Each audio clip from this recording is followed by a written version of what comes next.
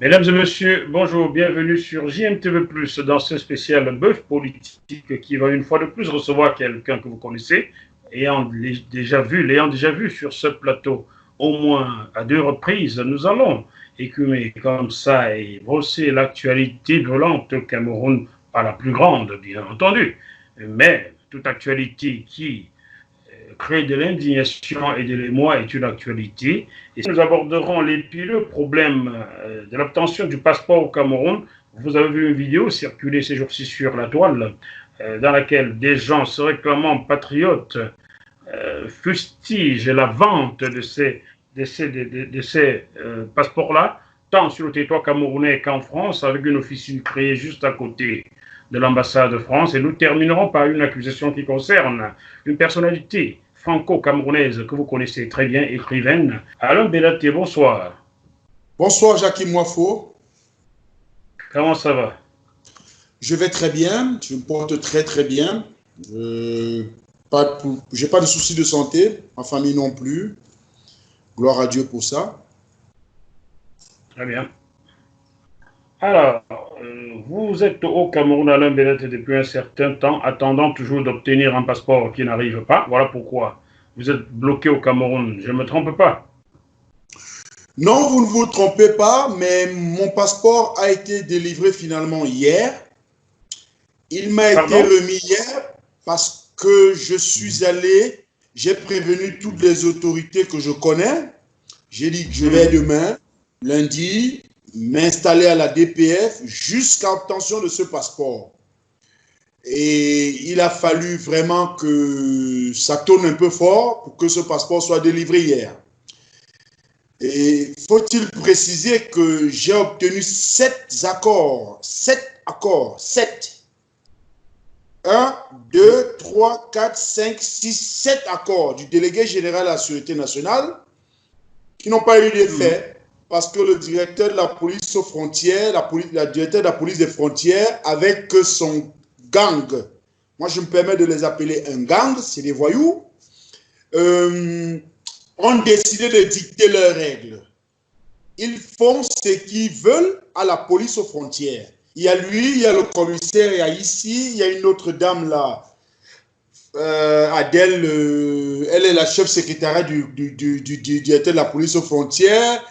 Il y a un autre commissaire qui joue un peu ce rôle d'indique, Mana. Il y a le chauffeur du délégué, un inspecteur 2e grade. En fait, c'est un gang. Voilà, si vous voulez, c'est un gang. C'est une minorité de personnes qui dictent les règles à la police aux frontières. Il est vrai que la tête de la police aux frontières est pourrie. Et comme on dit, quand la tête du poisson est pourrie, le poisson est à jeter. Et vous allez nous donner le nom du monsieur qui est à la tête de la police frontière. C'est Jean-Louis comment? Jean-Louis Messing. C'est le chef de gang. Oui, c'est le chef de gang. Et je suis prêt à parier que si l'enquête de Paris pousse, vous le trouverez quelque part dans cette affaire. Parce qu'il est le seul à donner les autorisations d'imprimer les passeports, d'éditer les passeports au Cameroun. En conséquence, on ne peut pas les vendre outre-mer et arriver ici, ils soient imprimés tout de suite et repartis tout de suite. Ça veut dire qu'il est impliqué. Il n'y a rien à dire, il est impliqué. On n'a pas besoin d'apprendre à couper du beurre ou à faire n'importe quoi. Il est impliqué, il n'y a rien à dire. Il y a lui, moi je peux vous dire que je suis allé voir, j'ai écrit jusqu'au Premier ministre pour exiger ce passeport, réclamer que je veux une intervention parce que celles du délégué général ne sont pas respectées. Il a donné un accord, il a transmis au délégué général. Le délégué général qui fait son boulot. Mais il ne peut pas être partout en même temps. Qui a instruit la police aux frontières de me délivrer les passeports que je demandais? C'est arrivé. Je suis arrivé à la police aux frontières. Monsieur Aïssi, le commissaire Aïssi me reçoit. Aïssi à Fana, je crois. Où est Fana? Il me reçoit. Il me dit, c'est vous qui écrivez partout pour demander un passeport? J'ai dit oui, c'est moi qui ai écrit. Pourquoi? Y a-t-il un problème à cela? Il me dit, ben, écoutez, je vais vous enseigner à ne plus jamais écrire pour vous plaindre, pour demander un passeport. D'accord? Je vous enverrai vous faire auditionner dans les services de mon choix, dans la ville de mon choix. Si vous n'y allez pas, vous n'aurez jamais ce passeport. J'ai dit, mais viens, Qui peut me parler ainsi? Qui peut me parler ainsi dans mon pays? Qui? C'est qui? Je lui demande, mais vous, c'est qui? Il me dit, vous apprendrez à me connaître. Et si vous continuez, vous allez finir par une garde à vue. Je lui ai dit, signez le papier, je vois. Vous parlez ici à Yaoundé, vous tous. Signez, je vois comment j'entre en garde à vue. Il ne faut pas que vos galons vous trompent. Hein? Et une autre fois, quand je reviens, il ne se cache pas, il me dit clairement qui est son protecteur, qui est son mentor. Vous ne pouvez rien. Et qui est ce mentor? Il s'appelle Tomo, un conseiller technique du délégué général. Je lui ai dit, si Tomo, c'est votre protecteur, allez lui dire que moi, Bélater, j'ai dit que dans ce pays, tous ceux qui font le faux ne valent rien devant mes yeux. Ils ne valent que dalle. Je vais passer sur vous, pire qu'un tracteur passe sur une mangue. C'est ce que je lui ai dit d'aller lui dire à son protecteur. Et j'ai commencé à prendre mes courriers. Bon, jusqu'à ce que j'ai dit, je m'arrête. J'ai obtenu 7 accords. J'ai l'information de 7 accords. Je m'arrête, je les laisse faire. Je vois jusqu'où ils vont aller. Eh bien, j'ai rien vu venir. Le 19, j'ai appelé tout le monde que je connais dans la République, tous les hauts responsables de la République, pour leur dire, demain matin, je suis à la DPF, au plus tard à 11 h, je vais créer le scandale du siècle à la DPF. Le scandale du siècle. Ils vont me délivrer les passeports, veut ou pas. C'est un droit constitutionnel. On vous reconnaît on vous donne 3 droits. On vous reconnaît la nationalité par 3 droits. L'obtention d'un certificat de nationalité, l'obtention d'une carte d'identité et l'obtention d'un passeport. Et nul n'a le droit de vous soustraire d'un de ces droits. Nul. Nul n'a le droit. Ce n'est pas que vous êtes ministre ou vous êtes... Non, nul n'a le droit. Encore moins un commissaire corrompu, comme ceux-là. Messing, Mana, Adèle, une fille. C'est le chef de secrétariat du DPF actuel. C'est des bandits, tous ces gens-là. Moi, je dis, je tiens le langage, c'est des voyous. La preuve, ils réussissent à vendre les passeports. Ils réussissent à vendre les passeports dans ce pays. Bon, finalement, j'ai obtenu tous mes passeports ce jour, il faut le dire. Ma nièce, ma cousine, tout le monde a obtenu les passeports aujourd'hui, le 23. Tout le monde a obtenu les passeports. Mais je comprends pourquoi vous avez été en retard à cette émission. Vous êtes allé leur remettre leur passeport ou quoi? Voilà. Parce qu'il y avait qui voyageait ce soir. N'allez pas jusqu'à me dire que vous avez servi le champagne. Non. Au contraire, il faut continuer. Au contraire, il faut continuer à veiller afin que ces commerçants de l'identité arrêtent. Ils arrêtent. Il ne faut pas baisser les bras face à ces gens. Au contraire, comme ça aboutit, il faut rester vigilant et continuer à veiller afin que ce commerce s'arrête. Et j'ai eu dit, je crois le 8 ou le 10 juin, que la carte d'identité depuis le 8 ou le 10 juin est devenue aussi un commerce. Depuis le 8 juin. C'est vrai. J'ai enquêté et quelqu'un a dû payer 50 000 francs au Cameroun tout récemment pour obtenir sa carte d'identité. Parce que ça, c'est depuis le 8 ou le 10 juin, d'après l'information que j'ai. Entre le 5 ou le 8 juin, d'après l'information que j'ai. À ce qu'il paraît, après les autres allaient fouiner avant-hier, vendredi et lundi en matinée, j'ai appris que le chef d'unité là-bas serait en congé. C'est pour cela que les subalternes ont déclenché le commerce. Les subalternes ont commencé à vendre les cartes d'identité à des compatriotes. Mais attendez, est-ce que nous nous rendons compte? Est-ce que nous nous rendons compte de la gravité de cela? Monsieur Moifo, parlant de l'affaire de passeport, moi je peux vous dire, d'après mes informations, le consul général du Cameroun en France a donné l'autorisation. Oui. Le consul général du Cameroun. Il s'appelle comment? Le consul général du Cameroun s'appelle Oben Eno Victor. D'accord. Voilà. Il a donc donné des consignes. Il a donné une autorisation à Turgo Banja, qui est le promoteur de cette entreprise qui nous vend les passeports, qui facilite l'obtention du passeport, pignon sur rue en France, à celui-là qui accédait derrière les guichets du consulat et sélectionnait dans les dossiers déjà faits ceux dont il avait déjà encaissé le per diem de tous les autres membres du gang, et on leur faisait des bordereaux spéciaux pour ceux-là qui trouvaient le moyen d'acheminer, et ils obtenaient les passeports au Cameroun, ça remontait tout de suite, et ils remettaient aux concernés. Le passeport normal, pour ceux qui n'avaient pas de double identité, était à 300 €. Pour ceux qui avaient de double identité, était à 600 €. Et quand on parle de 300 €, il s'agit bien de 197 000 par là. D'accord? À 300 € le passeport est à 197 000. Et à 600 €, on est à 395 000, 496 000 par là. La répartition était très bien faite. Très bien faite. D'accord? Oui. La répartition était très bien faite. C'était à toutes les parties, c'était à 100, 100, 100, 100, 100. Chacun prenait 100. D'accord? Mais quand le passeport passait à 600, les autres prenaient 150 et c'est lui, le promoteur de l'entreprise, qui prenait 300. Voilà les informations que j'ai eues. J'ai pu obtenir du réseau. Il faut que les téléspectateurs comprennent bien Alain Bellaté. Lorsque vous dites que le passeport à 300, chacun prenait 100. Chacun, c'est qui? Nommez-moi des gens. Monsieur Aubin Eno récupérait ses 100 francs parce que naturellement, il gardait une copie. C'est 100 €, s'il vous plaît, Alain Bellaté. C'est 100 €. Oui, 100 €. C'est pas 100 francs. 100 €. Monsieur Messi, au Cameroun, avait ses 100 €. Et monsieur Turgot Manja avait ses 100 €. Au passeport à 300 €. Au passeport à 600 €, les deux extrémités, ça veut dire monsieur Messi, 150 €. Monsieur Aubin Eno, 150 €. Et le promoteur avait 300 €. Qu'est-ce qui permettait de pouvoir faire la mise?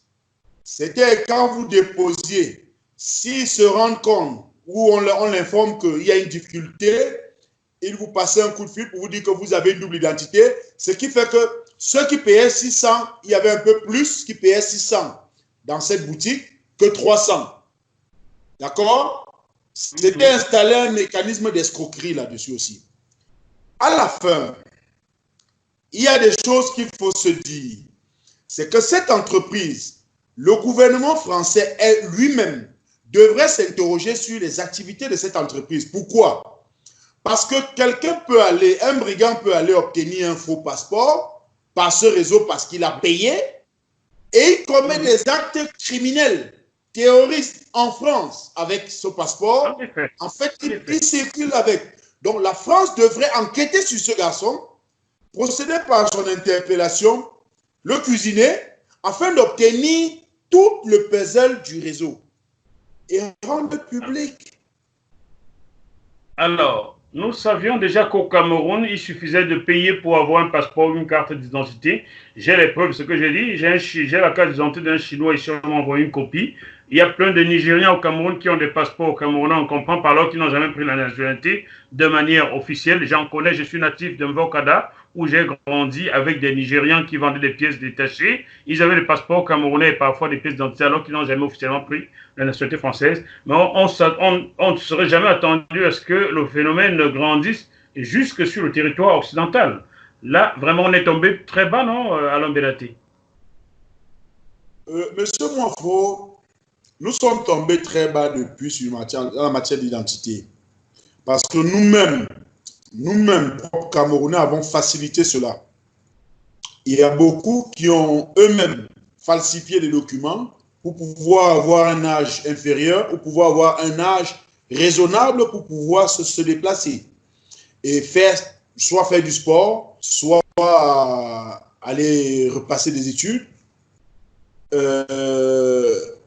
Monsieur Moifo, nous ne devons pas simplement condamner nos dirigeants, nous devons aussi condamner notre esprit. notre état d'esprit, d'accord? Parce qu'il est inadmissible que moi, travaillant à la mairie, d'accord, j'accepte de livrer un acte de naissance à un individu qui vient me tendre 100 000 francs. Il y a toute une chaîne. Ne versons pas le propre seulement sur nos dirigeants. D'accord? Ne versons pas seulement le propre sur nos dirigeants. Parce que parfois, eux-mêmes, ils sont victimes. Moi, je vous prends le cas de Mbargangele. Je ne le défends pas. Je vous dis d'avance, je ne défends pas M. Martin Mbargangele. Parce que je pense que quand on a donné une instruction, 2 instructions, à la 3e, on doit soi-même sévir. On sévit, n'est-ce pas? On doit sévir. Ben, vous savez, l'exemple vient d'en haut. L'exemple vient d'en haut. Moi, il en a donné 7. Et à la 7e, il ne s'exécutait toujours pas. Si je n'avais pas fait le scandale, ils n'étaient pas en train de s'exécuter. Ils ne se sont pas exécutés. D'accord? Quand je suis arrivé, M. Aïssi m'a dit qu'il avait autre chose à faire. Il est arrivé ce matin. Que je repasse peut-être dans 2 semaines ou dans 1 mois. J'ai dit 0. Les passeports vont se délivrer aujourd'hui. Je suis monté pour essayer de rencontrer le directeur de la police aux frontières. Naturellement, la secrétaire, chef du secrétariat, le commissaire Adèle, c'est une fille bassa, j'oublie son nom.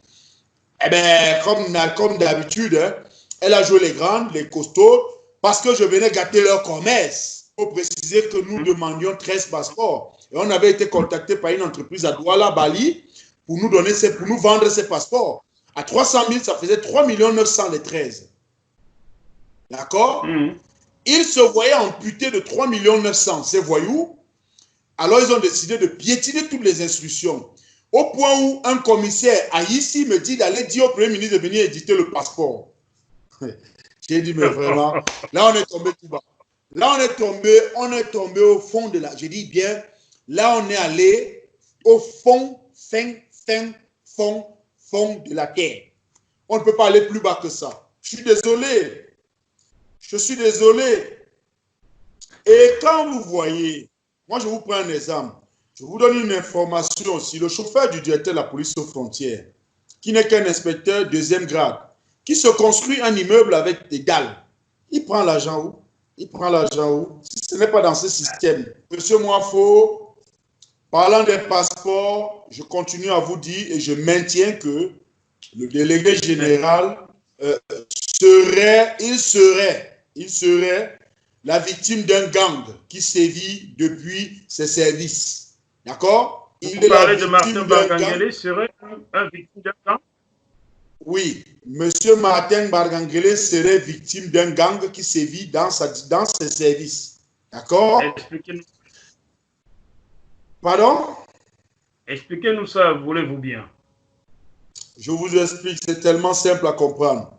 Je vous disais précédemment que le seul habilité à donner les instructions, donner le OK pour éditer les passeports, s'appelle Jean-Louis Messing, directeur de la police des frontières.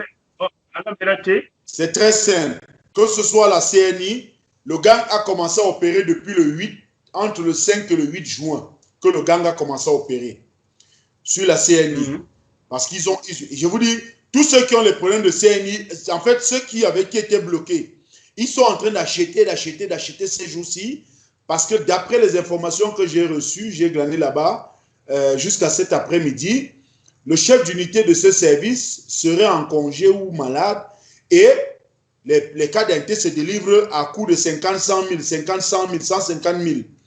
Pour le passeport, le chef de gang n'est nul autre que Jean-Louis Messing, qui ne peut pas nier, moi je vous donne un nom, il ne peut pas nier les 150 000 qu'il reçoit de l'entreprise qui est basée à Douala, dont un certain Blaise Mbarga vient souvent récupérer les passeports de cette entreprise et vient lui remettre souvent des enveloppes. Il ne peut pas nier cela. Il ne peut pas le nier. Parce que Blaise Mbarga le dit, il a dit, et il a été enregistré quelque part où il a dit. Il ne peut pas nier Jean-Louis Messing qu'il perçoit cet argent, 150 000 francs par semaine. Pourquoi? Parce que cette entreprise... Alain Bellaté, dépassons le truc. Je suis là pour vous poser des questions, donc permettez-moi de le faire. Vous dites que M. Jean-Louis Messing perçoit 150 000 francs. C'est par semaine ou c'est par passeport?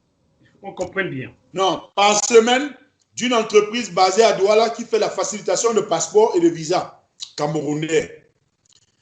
Je vous prends l'exemple des Égyptiens. Ils sont systématiquement refusés les visas pour eux. Mais cette entreprise en délivre à ces gens.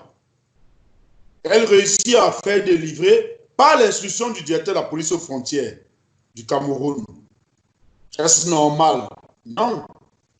Et ceux qui viennent récupérer souvent les passeports ou les cartes de séjour, celui qui vient le faire ici, il s'appelle Blaise Mbarga.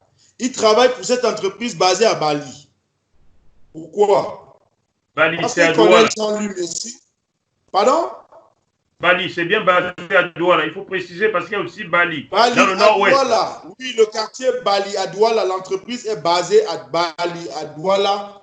Donc, elle aide à obtenir les passeports. Même le sénateur, Madame Bell, elle aussi, on lui a proposé le passeport à 500 000. Elle a contacté tout de suite quelqu'un à la CONAC pour l'en informer.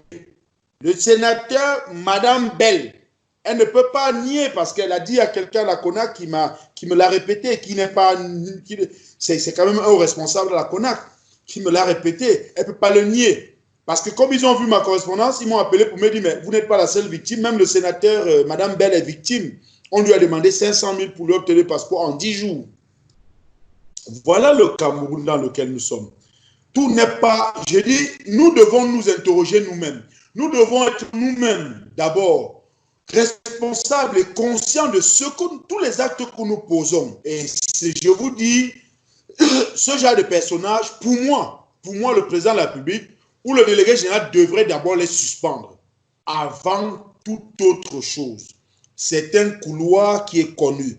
Jean-Louis Messing, le commissaire ici, le commissaire Adel, le chef secrétariat, le commissaire Adel, le chef secrétariat du DPF. On doit les balayer d'abord tous et les mettre en quarantaine.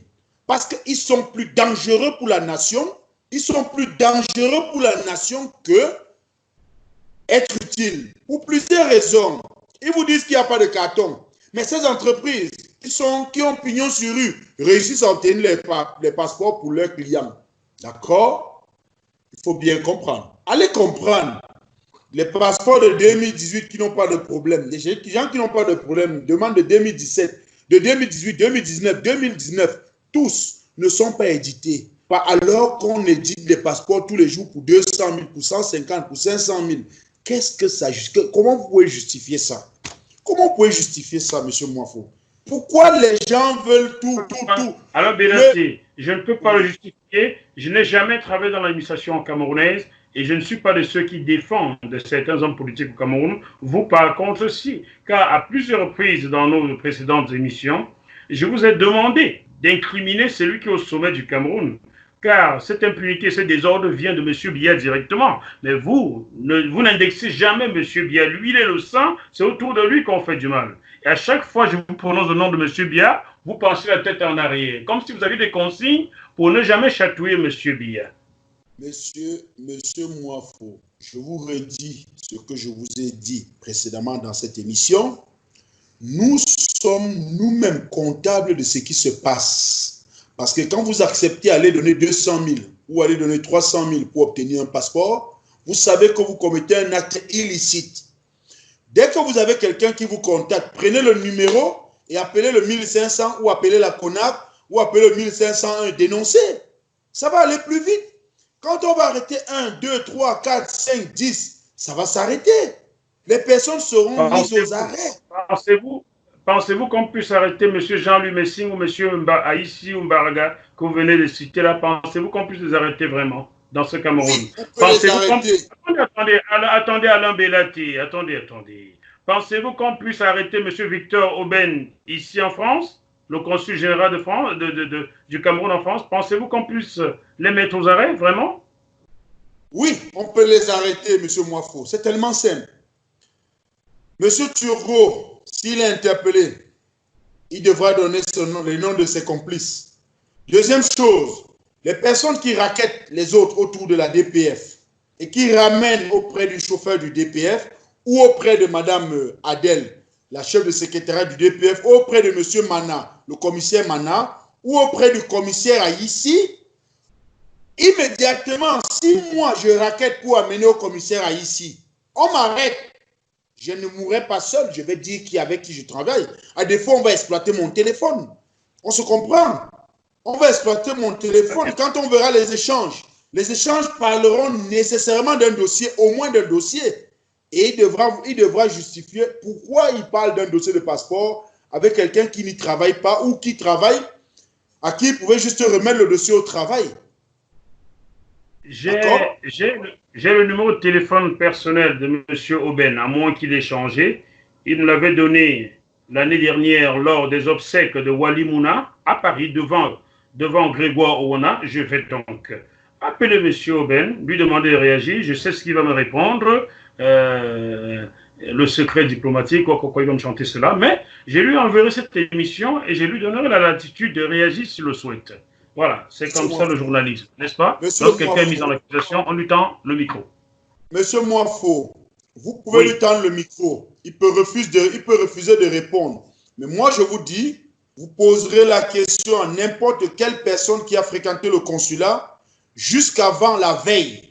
Avant la veille de ce direct des Bois-D, vous verrez que tout le monde va vous dire que, toutes ces personnes vont vous dire que ce Turgot entrait derrière les guichets. Pour y entrer derrière les guichets, il faut avoir soit l'autorisation du consul général, soit y avoir un badge. D'accord? Et il allait en salle de passeport trier les passeports, les dossiers. Il triait les dossiers et il montait au secrétariat du DP, du consul général pour qu'on lui fasse les bordereaux spéciaux pour cela. Mais naturellement, après avoir encaissé le fruit du gang, de leur escroquerie. Donc, je ne peux pas jeter le propre, sur M. Bargangele ou sur le secrétaire général de la délégation générale. Pourquoi? Parce que ils ne sont pas sur le couloir d'édition des passeports. Quand les dossiers partent de France, d'Allemagne, d'Espagne, de partout dans le monde, même de Bafoussam, ils finissent à Yaoundé, auprès de Jean-Louis Messing. C'est lui qui donne le feu vert, c'est lui qui signe les bordereaux pour aller éditer les passeports ou pas. C'est lui qui les signe. Et je peux vous dire, monsieur Moifo, quand je suis arrivé hier midi, j'ai dit que mon passeport doit sortir aujourd'hui. Tous les passeports doivent sortir aujourd'hui ou rien. Ou personne ne travaille plus ici. D'accord? Au fur et à mesure que la voix se levait, finalement, le commissaire ici est monté, entré dans le bureau de Jean-Louis Messing. Jean-Louis Messing ici est sorti de ce bureau, il est descendu. Il est parti à l'impression de passeport. On a imprimé mon passeport. Il est arrivé, c'était encore tout chaud. Il m'a fait décharger le passeport. J'ai dit, je veux tous les passeports ou rien. L'intervenant que j'avais en ligne permanente pour écouter le comportement qu'il y aura vis-à-vis de moi, la DPF, m'a dit de prendre ce passeport et de réclamer le reste. Il n'est pas question d'abandonner le reste. Ils ont eu cette instruction, c'est déjà beaucoup du DGSN. C'est pour cela que je vous dis, le DGSN est victime de ce gang qui agit dans ses services. Je dis bien ce gang. Je ne suis pas en train de vous dire que des personnes, je dis des gangs, c'est un gang. Et qui parle de gang, c'est péjoratif, c'est voyou, c'est bandit. D'accord? C'est de ça qu'il s'agit. Il ne faut pas se leurrer. Alors, Belati, vous voulez là dire aux téléspectateurs, à vos compatriotes camerounais, que ce passeport se fabrique à la DGSN là où vous étiez hier? Oui. On ne le fabrique pas ailleurs, on le fabrique là sur place. C'est ce que j'entends? Oui. Les passeports se fabriquent à la DGSN. Et à la tête de la DGSN trône M. Martin Bargangele. Oui. Ça veut dire qu'il aurait pu prendre son téléphone, appeler M. Messing, lui dire, je veux vous voir monter me trouver à mon bureau, n'est-ce pas? Oui, il aurait dû le faire, mais M. Bargangele ne s'occupe pas que des passeports. D'accord? Lorsqu'une situation pourrie à un certain moment, on passe à une vitesse supérieure, non? C'est pour cela que je vous dis, au bout de 3 correspondances qui demandent la même chose, sauf au bout de 3 correspondances qui demandent la même chose, il aurait dû sévir. Maintenant, il faut faire quand même attention. Sauf s'il ne voyait pas les correspondants, parce que je lui ai envoyé le CD de la conversation téléphonique avec l'entreprise que j'ai eue en ligne, qui voulait me vendre les passeports. Je reste convaincu jusqu'à ce jour qu'il n'a pas reçu ce CD.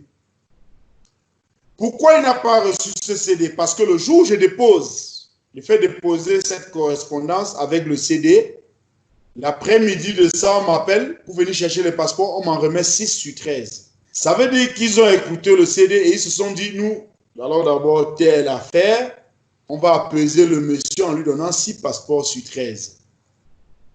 Et bien les 7 autres ont attendu 3 mois pour être édités. Entre-temps, ils éditaient les passeports de prébande, de leur prébande avec Turgot. Est-ce que vous avez votre téléphone sur vous là, Alain Bellaté? Oui. Voulez-vous bien me transférer cet audio-là? Je vous le transfère demain. Je vous transfère demain. Nous sommes le 23 juin, donc je l'aurai le 24 juin. Vous l'aurez le 24 juin avant 10 h. Je vous transfère l'audio. Je rendrai compte au téléspectateur. Je vous transfère le courrier que j'ai adressé au délégué général avec les numéros de téléphone. Avec les numéros de téléphone de l'entreprise que vous pourrez contacter aussi. Ne vous inquiétez pas là-dessus, je vais embêter les gens, c'est dans mon rôle de journaliste. Si la justice camerounaise, si la police et la justice camerounaise ne veulent pas faire le boulot, il reste aux journalistes indépendants que je suis de le faire, n'est-ce pas? Tout à fait. Parce que je sais que mes confrères au Cameroun ne peuvent pas oser, ils sont les pauvres, leur vie craint pour leur vie. Moi, je suis un peu plus protégé qu'eux. On est d'accord? Donc, je vais déranger tout le monde. Monsieur Mwafo, on peut pas craindre pour leur vie. Craindre pour leur vie, non. Plutôt certains vont toucher un perdième auprès de ce voyou. Certains de mes confrères? Oui. Aïe. Oui. Bon, d'accord. J'ai bien fait de ce côté alors. Je sais de quoi je parle. Parce que je peux vous dire que j'ai intervenu un de ces 4 dans une émission et le journaliste m'a laissé entendre que il n'est pas sûr que ce que je dis était vrai, d'après lui connaissant la personne, alors il ne savait pas que moi j'étais dans le cas. D'accord? Il ne savait pas que moi j'étais dans le cas. Je ne parlais pas d'une situation d'un individu qui m'a raconté. Je parlais de ce que moi je vis, des instructions du délégué général qui viennent à créer, derrière lesquelles on vient à greffer un créneau de voyous, de bandits qui viennent vous proposer à vous vendre le passeport. Donc, non. Monsieur Bellaté, vous dites que le délégué Martin Barganguélé, délégué à la sécurité, redites-le-moi, ça fait bientôt 25 ans que je suis parti de ce pays dont j'ai oublié certaines choses. Délégué général à la Sûreté nationale. Délégué général à la Sûreté nationale.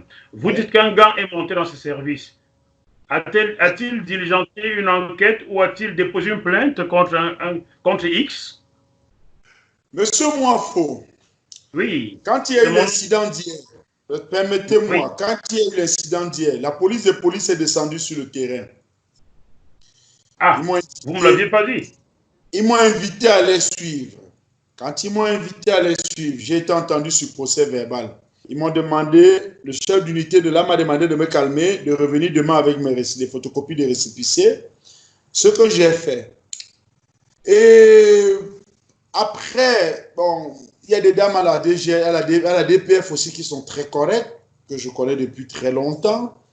Elles n'ont jamais, à ma connaissance, même avoir entendu impliqué dans une histoire de ce genre, celle-là.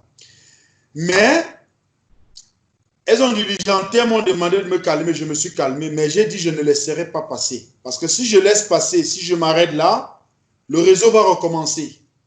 À la fin des fins, quand ils ont fait éditer des passeports qui manquaient, elles ont remis au chef d'unité du 1500, c'est un service de la coordination et du contrôle.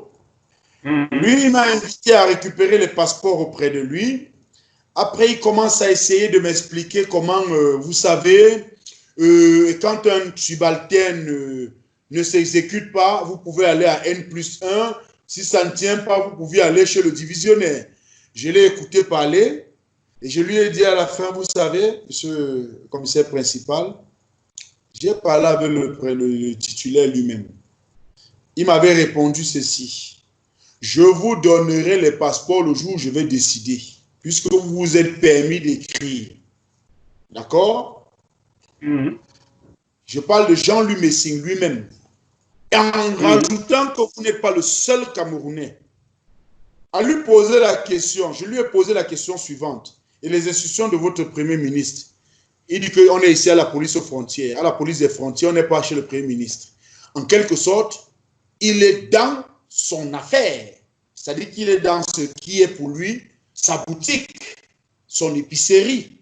Il vend et il donne à qui il veut. C'est de ça, comme ça que moi j'ai interprété ça. Alain Benati, oui. Est-ce que je peux compter sur vous pour avoir le numéro de téléphone du responsable de la CONAC? Je peux vous donner le téléphone des services de la CONAC, mais pas du président. Non, je veux le numéro... Écoutez, Alain Benati, je vais garder ceci au montage. Je veux le numéro personnel du responsable de la CONAC. Il s'appelle comment? Le pasteur Massingam. C'est un pasteur en plus. Le révérend pasteur Massingam. Alors, donnez-moi son numéro, ne passez pas par 10 000 chemins, car si vous ne le donnez pas, je claque des doigts, quelqu'un devrait me le donner au Cameroun. Il va falloir qu'il nous donne son adresse email, que ceux qui veulent déposer un dossier pour un passeport lui envoient le dossier à lui par email. Et que c'est lui qui gère désormais ces histoires de passeport au Cameroun. Vous ne trouvez pas que c'est une bonne méthode? Non, ce n'est pas une bonne méthode. Ce n'est pas une bonne méthode. Ce que je vous souhaiterais, monsieur Moafo, je peux vous dire que le passeport a souvent fonctionné correctement. Hein. Le passeport a souvent fonctionné correctement. Si vous êtes d'accord avec moi, ça ne fait pas 10 ans qu'on entend cela. Hein, d'accord? Ça ne fait pas 10 ans qu'on entend que les passeports sont, on a des difficultés de les avoir. Vous êtes d'accord avec moi? Et... Je ne sais pas. Non, moi, je vous dis, j'ai souvent fait les passeports, j'ai déposé la matinée, je prenais l'après-midi. Donc, les passeports ont souvent fonctionné normalement. Mais c'est depuis un certain temps, avec Jean-Louis Messing, et l'arrivée de certains super commissaires et autres membres du gang. Hein, je vais nommer Adèle, j'oublie son prénom, son nom, les commissaires, chefs de secrétariat du DPF. Vous avez le commissaire Aïssi. Vous avez le commissaire Mana. Depuis l'arrivée de ce gang-là, ce que je viens de citer, quelques éléments, gardien de la paix principal et inspecteur deuxième grade, depuis quelques-uns là, c'est ce gang qui a gâté la DPF parce qu'ils ont décidé de s'enrichir au prix de la souffrance des Camerounais, au prix du droit des Camerounais. Écoutez-moi très bien. Est-ce que la CONAC a une adresse email? Oui, la CONAC a une adresse email. Vous allez nous rappeler ce que signifie CONAC, car c'est une création récente. Moi, je ne sais pas. Je sais que ça existe, mais qu'est-ce que ça signifie CONAC déjà? Commission nationale anticorruption. Bien. Alors, je souhaiterais que vous me donniez l'email de la CONAC que je vais publier, que tous les Camerounais qui regardent JMTV+ connaissent. Et à chaque fois qu'ils ont déposé un document, qu'ils adressent un email tout de suite à la CONAC en mettant en copie JMTV+. De cette façon, on verra. Voilà, peut-être ça. Ils ont mis pour avoir leur passeport. Les médias sont là aussi pour ça. Je suis dans mon rôle là. Monsieur Messing, Monsieur Mbarga, Monsieur Aïssi, c'est pas possible. C'est pas possible, il y en a marre à un certain moment. J'ai des gens ici à Paris qui depuis 1 an attendent leur passeport. Ils m'ont écrit, regardez votre émission, regardez les commentaires en dessous, beaucoup m'ont contacté. 1 an, 6 mois, 8 mois, qui n'ont pas le passeport. Certains pays, 300, 500 euros, ils n'ont toujours pas le passeport. Il faut que ça cesse. Bon, alors Benati, on va laisser passer une petite pause et on revient avec le prochain sujet. À tout de suite. D'accord. À tout de suite. Je demande à JMTV+, de continuer à faire ce travail extrêmement important de recueillir les informations, de les recueillir avec esprit critique, pour ensuite les diffuser comme elle le fait, afin que les esprits s'éveillent, que les consciences s'ouvrent davantage et que les actes suivent.